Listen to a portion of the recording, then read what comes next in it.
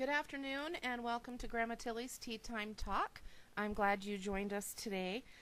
Today's topic is women in combat, and I know there's going to be a lot of opinions on both sides of the fence for this, so please, if you have any comments, you can send them to tilly@grandmatilly.com, or you can post them in the Facebook thread at the bottom of this posting. So women in combat. For years, women have been in combat, but unofficially. There have been cases discovered of women who fought in the Civil War dressed up as men. They just weren't allowed to be women. More recently, the Army has decided that women can, in fact, go into combat situations just like the big boys. So there's a couple of different issues that have come up about this, including are women strong enough?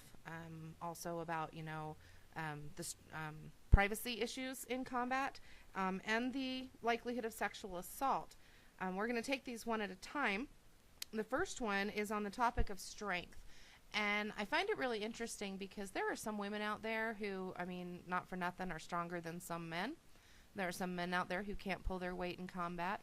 And it's my understanding that in the training situation, if you can't make it through basic, if you can't haul your pack and climb the wall, you don't get to go to war. It's just that simple. So we actually have with us specialist Tammy McClanahan, who's going to talk with us a little later on about her experiences with that, having gone through all of the training procedures in the U.S. Army. But interestingly, there is a clip from a general who is actually active duty, and he's worked with women, and he's served with women, and he has a couple of really interesting things to say. I want you to listen to this clip from Anderson 360, and we'll talk about it when we're done. I think there are many pluses, Anderson, but let me just come back to the question I answered earlier. We didn't change our standard. We just went back and made sure we were measuring the standards that we wanted, as opposed to doing something that we were doing simply because we'd done it for centuries, like push-ups, for example. So instead of push-ups, it was carrying a pack or something. Hey, well, it was carrying, soldiers carry an average of 100 pounds on operations in Afghanistan. We made sure they could carry that weight for a long period of time. They could carry their weapons, and when they were finished that long period of time, they could carry a buddy on their back, man or woman of their rough size, because they might be injured or wounded, and they could dig a trench, and they could scale a wall, and they could bring the fight to the enemy after all of that in a high-temperature, harsh climate. That's the kind of fitness that we wanted, and that's what we got from all of our soldiers, male or female. Welcome back. Okay, that was General Rick Hillier, U.S. Army. And what he was talking about there, if you listen carefully, he's saying that nobody lowered the standard. When they're training women for combat in today's society, they are not saying, okay, you can do your sit-ups on your knees or your push-ups on your knees. You don't have to do as many sit-ups, and you don't have to climb the wall, and we're going to lighten your pack by about 25, 30 pounds. That's not happening.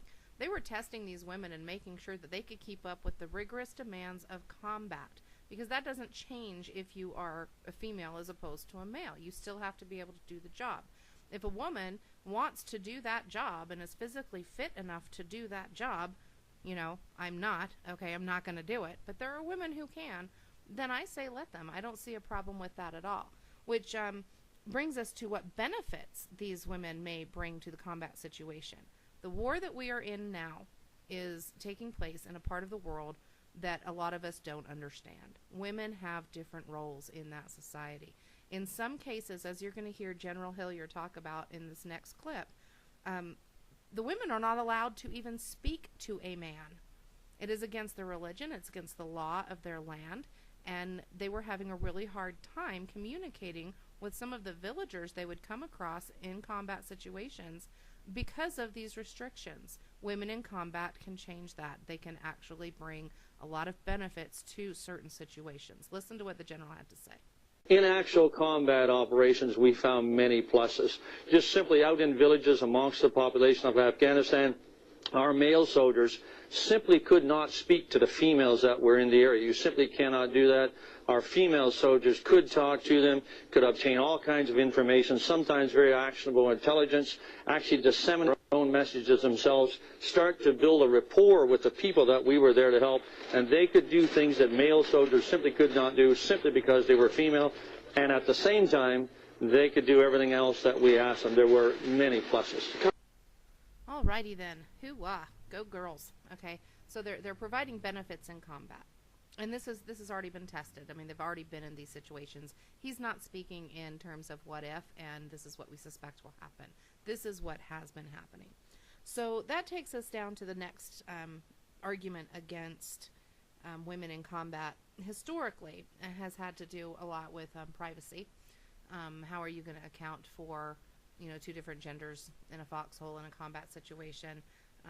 One of those issues, of course, is, the fact that, there might be an attraction or two happening, and we're going to get into that in a minute. But for right now, let's just talk about the privacy issue. What I'd like to read to you is actually from Lieutenant General retired Jerry Boykin. He is the Executive Vice President at the Family Research Council, and this article that he wrote appeared in the Washington Times just a short time ago in January, the end of January 2013. And it's talking about the decision that Defense Secretary Leon Panetta made to allow women to serve in what he calls frontline combat units. Here's a quote from what he wrote. When an infantry unit is operating, there are no facilities to return to at the end of the night, at the end of the fight. These units are routinely in combat operations for days and weeks at a time. Many veterans of the initial push into Kandahar and Baghdad report that it was 30 days or more before they were afforded an opportunity for a shower. They simply used any opportunity they had to conduct rudimentary personal hygiene and lived, ate, and slept in primitive conditions. End quote. Okay, we get that. It's not the Hilton. I'm going to be asking Specialist McClanahan when she joins us later about how certain situations may be handled. But I'm going to go out on a limb as someone who's never served in the military. But common sense here, guys. If there's a active combat situation, I would think being able to pull a curtain around you while you pee is the least of your problems. Okay, so let's go on and see what else he has to say. Quote, suffice it to say, their personal hygiene regimen and normal bodily functions were humiliating enough among mates of the same sex. What would it have been like for a mixed-sex unit? My thoughts, based on personal experience, are that it would be humiliating for all. When bullets are flying or mortars are dropping on your position, you do what you need to do while focusing on overpowering the enemy. Unquote. Okay, so he's a little contradictory there, okay? If the bullets are flying and the mortars are dropping, you do what you have to do. You take care of business. I don't think anybody's going to be too humiliated or upset in that situation. And if it is humiliating enough among mates of the same sex, I'm sorry if you're humiliated, but I would think that in living under those conditions, the standards of what might be considered humiliating drop a little bit. As a woman who's given birth, I can tell you that, 6 hours into transition labor, you really don't care who walks into the room and sees your coochie. Okay? It's just a matter of business. You take care of what you have to take care of. Finally, he says that it is unreasonable to encumber them with the additional burden of worrying about how they will provide privacy for the few women under their command during stressful and very dangerous operations. I'm not sure that, that's something that is going to prohibit women from being in combat effectively. I just really don't. I think that, there are ways around this. Again, we'll talk to Tammy here in a little while. The emotion of this argument, again, I'm quoting from his article, about mixing the sexes in ground combat units runs high, but reality must prevail. Well, let me give you a little taste of reality, General. The reality of the matter is that women can do anything that a man can do in combat. Some women can't. Some men can't. The trick is going to be to make sure that we have our 100% best trained soldiers on the job at all times and not lower the standards to get them there. Let's talk about the 800-pound gorilla in the middle of the living room. Sexual assault and the distraction that women are going to pose on the combat field. Now, my first concern is, do we have our best soldiers on the field if their hormones are gauging every action that they make in a combat situation? I understand that, a combat unit is not going to be in a firefight every waking moment, okay? And when the bullets are flying, they're probably not thinking about their Johnson. At night, in a peaceful situation, is there going to be a little cavorting? there might be, although a good friend of mine mentioned the fact that after 30 days without a shower, nobody's really all that attractive. So, if it comes down to any type of activity going on, the bigger concern, I think, is going to be sexual assault. So, a sexual assault or a rape against a woman or a man, because 12% of the rape victims in the military in 2011 were male. If that situation is going to occur, I think we have a bigger problem than what gender the victim is. I think we need to be worried about the caliber of our soldier. And if a person is got the mentality and the possibility of being a rapist, they really shouldn't be in combat to begin with. Now, should they? The other issue at hand that Specialist McClanahan is going to probably talk about a little bit, we'll ask her about it, is the likelihood that women in non-combat situations are far more likely to be assaulted than women in combat situations when they remain stateside in a desk job or a nursing position or something. And that happens all the time in the military too. And that's going to take us down to the caliber of our soldier. And why do we have rapists in the military? Well, mostly because we can't predict who's going to be a rapist and who isn't. And, if they do commit a crime while they're in the service of the United States military, they should be subject to all of the laws and penalties that go along with that. And, historically, maybe it's been brushed under the rug, but there are brave women out there who are blazing the trails and making it non-acceptable. It started with tailhook a few years ago when women were sexually assaulted by fighter pilots in Las Vegas at a tailhook convention. And my dad is a tailhooker. I mean, he was a carrier pilot for years, and he was pretty appalled by that situation. The other thing that I want to talk about real quickly before we bring on Specialist McClanahan is the changes in the military that may have happened because women became involved. My son was in the United States Navy, and he shellbacked. He went below the equator. And shellbacking is a long-standing Navy tradition. The first time you cross the equator, there is a horrible, awful hazing process involved. My father went through it in the latter years of his career, as he was the ranking officer on the ship when it crossed the equator, so they gave him guff like nobody's business. A lot of those rituals have been lessened and have been toned down considerably in the level of humiliation and hazing involved, in deference to the women who were serving on the ships. And I personally don't necessarily agree with that. I think that if you're going to, go into the military, and you're going to need to adhere to the military traditions and the standards within reason. Sexual harassment and sexual assault is not one of those things that are a tradition that you should have to adhere to. So in just a couple minutes, we're going to bring in Tammy. I'd like you to stick around, and we're going to throw a little sponsorship at you. Sorry about that, but we do have bills to pay. So we will be back in a minute or so, and we'll talk to Army Specialist Tammy McClanahan. Did you know that holistic healing techniques are endorsed by organizations like the National Center for Complementary and Alternative Medicine?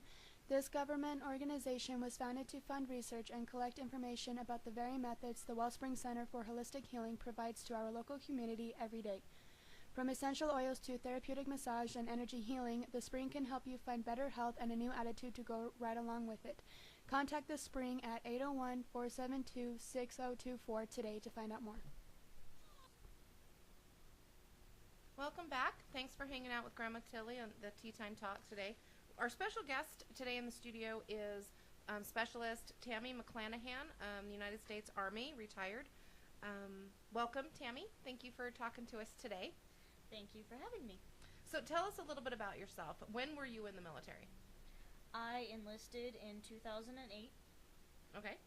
And I was retired in 2010, medically retired. Okay. And where did you train? I trained at Fort Gordon. Where is that? I did my basic training at Fort Jackson, Georgia, and then my MOS, or my job training, in Fort Gordon, Georgia. Okay, and what did you do in the military? I was what they called a information technologist. I worked on computers and networks and fun stuff like that. Okay, my brother did something like that in the Marine Corps, and he did go to Iraq. Were you ever in combat? No. Okay. Women weren't allowed in combat when you were in the Army? No. Okay. Okay, so how do you feel about that women can now go hunt with the guys? Not literally, but, they're packing in 100-pound packs and driving tanks. What do you think? Envious. Really? because I wanted to do that, but they wouldn't let us. Okay. When I was in, they wouldn't let women fight alongside men in the front lines. Okay, well, we've talked about a couple of issues earlier. I'm going to ask your opinion on these certain issues. For instance, well, first let's establish whether or not combat is voluntary for men or women, or is it something you're told you're going to combat? You're able to pick what job you want, and some just say, hey, just give me the easiest one, and so you're thrown into it. Okay. But for women, it is voluntary. Okay. So no woman is going to join the Army and want to be, say, a computer specialist like you were and be told, no, you have to go fight in Afghanistan. No. Or whatever our next war is. Okay. No. So what about the issue of strength? I mean, there's been mention of the 100-pound pack. Okay. Did you have to train with really large packs like that when you were in training? Okay. Yep. The pack was almost bigger than I was. Okay. And did you have issues with that? I'm sure when you first started, you were building up your endurance. When you first start, it's the same thing. When you start, it's going to be heavy, you're going to be tired, your feet are going to be sore, but that's how you build your endurance. But I'm sure the guys never have an issue with that, right? They put the pack on and they're fine right from the start? No, that's a lie. So everybody has issues. Yes. As they're learning how to do this. Yes. Okay. And by the time you graduate, you've built up your endurance, Mm-hmm. and the women keep up. Exactly. If you don't build up that endurance, if you aren't able to pass these courses, do you stay in the military? Yes. Okay. What do they do with you? They're not going to kick you out just because you can't pass the endurance test. Mm-hmm. They will actually send you through what they call a recycling course. Okay. Which will take you back from 10 weeks to 1. Oh, you have to do it all over again. And you just have to do it over again until you can do it. Okay. We had our, what they call a victory march at Fort Jackson. And male and female, in the dead of night, we left right after sundown, packs full, boots laced, and we went on a 13-mile ruck march. Oh, that sounds like fun. It actually kind of was. You would think so, I'm sure. Okay, so the other issue that was brought up by one of the generals, Boykin, I believe it was, with the Family Research Council, is the issue of privacy. So I used my own example of being someone who've given birth, and you're in pain, and you just want to get this particular battle over with, and the modesty goes right out the window. So my concern is on that 13-mile hike, if you had to take care of business, was your biggest concern the fact that you were in mixed company? No. They told us if you have to do your business, there's a bush. Okay. You take a battle buddy, or what we call a battle buddy. Okay, explain that. Which is another female that you would have go with you for protection, so you're not by yourself. Okay. So nobody can, peek on you or anything like that. Mm-hmm. You go behind a bush, your battle buddy watches you, not watches you, but watches your surroundings. Okay. You take care of business, and you go back to what you were doing. So the biggest risk for a woman taking care of business in a combat situation would probably be that one of her male counterparts has followed her to get a quick peek, or is that not the biggest concern? No, the biggest concern I think would be hygiene. Okay. I think maybe like infections or something like that would be more of a concern than if somebody's gonna sneak a peek. Okay, and then in a true combat situation, you would also want to be on the lookout for, say, I don't know, an insurgent coming up and grabbing you when you're unaware. So a battle buddy would be watching for that as much as they'd be watching for somebody trying to sneak a peek. Do the men have battle buddies? Oh, yes. Okay, well, that's interesting. But if there is, in what we had our training areas, if there was no other female battle buddy that was available, you would have to take 2 male battle buddies. Okay, and that's a security. That's, just so that... That's just a safety thing. And that protects the men, too, from a woman who might cry foul when nothing actually happened. Okay, so that's excellent to know. Okay, so talking about that 800-pound gorilla again, was sexual assault addressed in your training at all? Yes. And how does the Army handle that with the new recruits? Every weekend, if you are allowed to go off post in training, you get what they call as a safety briefing from your commanding officer, from your captain of your unit. No matter if you are just getting there or if you've been there for 4 years, you have to attend these safety briefings. Okay. And the first thing they tell you is don't go anywhere alone. Don't get mixed up with people that you know are going to be, not good people. Mm-hmm. And they tell you statistics.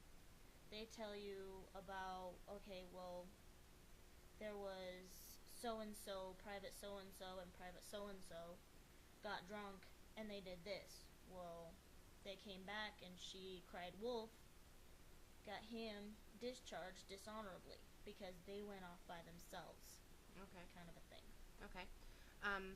Some of the statistics, like for instance, or not statistics, but events, there was what's been labeled a rape ring at one of the training facilities, and I can't remember exactly where it was, but all the way up to the commanding officer of the base was involved in, assaulting some of the newer recruits.